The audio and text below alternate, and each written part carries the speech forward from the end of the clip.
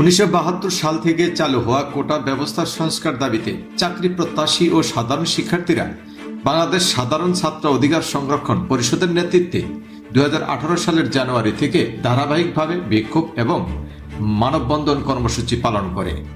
2024 সালের 5 June high court কোটার পক্ষে রায় দেওয়ার পর ঢাকার বিভিন্ন বিশ্ববিদ্যালয়ের শিক্ষার্থীরা কোটার সংস্কারের দাবিতে ঐক্যবদ্ধ হয়ে আন্দোলনে নামেন।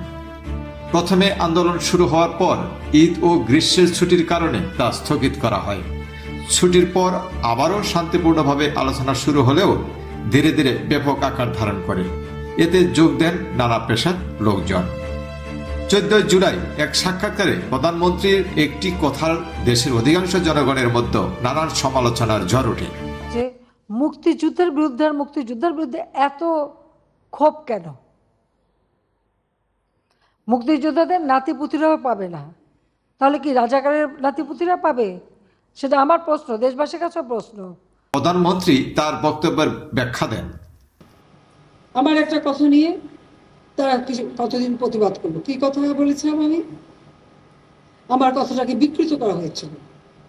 আমি বলেছিলাম মেধা মেধা মেধা, কোটা না মেধা।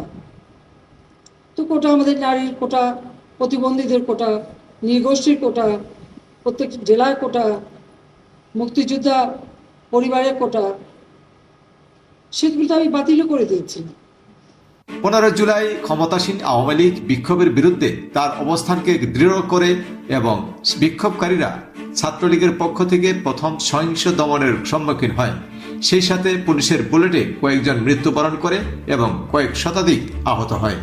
ছাত্রলীগ ও প্রশাসনের হামলার প্রতিক্রিয়ায় রাজশাহী বিশ্ববিদ্যালয়ের ছাত্র বিক্ষোভকারীরা হল ভাঙচুর করে রাজশাহী বিশ্ববিদ্যালয়ের ছাত্রলীগের সভাপতি ও গ্রুপের সাথে যুক্ত অন্যান্য সদস্যদের কক্ষ থেকে বের করে দেওয়া হয়। সেই সাথে সারা দেশে বিভিন্ন জায়গায় হামলা এবং সরকারি স্থাপনায় ভাঙচুর ও অগ্নিসংযোগ করে। উল্লেখযোগ্য বেসামরিক হতাহতের 1 মাস দীর্ঘ সময়, যার বেশিরভাগই ছিল ছাত্র এবং গণগ্রেপ্তার, গণনির্যাতন এবং সেন্সরশিপ জড়িত একটি ক্র্যাকডাউনের পর বিক্ষোভটি প্রধানমন্ত্রী শেখ হাসিনার স্বৈরাচারী সরকারের বিরুদ্ধে একটি ব্যাপক আন্দোলনে রূপান্তরিত হয়েছে। এমত অবস্থায় মাননীয় প্রধানমন্ত্রী শেখ হাসিনা ছাত্রদের সাথে বসার ঘোষণা দিয়েছেন। গণভবনের দরজা খোলা আছে।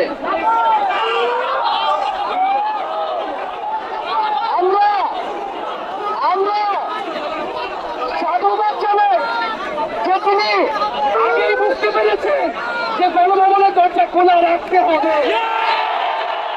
অন্যদিকে ছাত্ররা এক দফা দাবি নিয়ে আন্দোলন চালিয়ে যাবে বলে ঘোষণা দিয়েছে। সেটি হলো ক্ষমতা ছাড়ার। তাকে কোনো এক্সিকিউট দিতে চাই না, তাকে পদত্যাগ করতে হবে, বিচারের আওতায় আনতে হবে। শুধু শেখ হাসিনা নয়, পুরো মন্ত্রী পরিষদ, সরকার, সবাইকে পদত্যাগ করতে হবে।